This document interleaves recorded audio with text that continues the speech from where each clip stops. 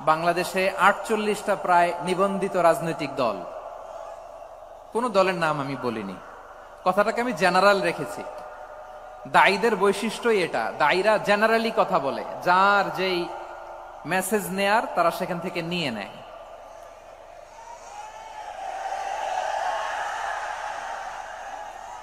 তো কোন দল এটা নিয়ে কোনো কথা বলল না, আপনারা এটাকে নিজের গায়ে যে মাখালেন, এটা ঠিক হয়নি। আমি বলবো যে এটা খুবই অনভিপ্রেত হয়েছে। কোন দলকে টার্গেট করে বা কোন দলের পক্ষে আমরা কখনো কথা বলি না।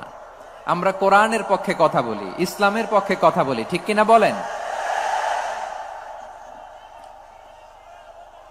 সো একটা জেনারেল কথাকে যদি আমার রাজনীতিবিদ বন্ধুরা নিজেদের গায়ে মাখেন, ক্ষুব্ধ প্রতিক্রিয়া জানান, এতে করে সাধারণ জনগণের কাছে একটা নেগেটিভ মেসেজ যাবে ওনাদের ব্যাপারে। এটা হোক আমরা চাই না।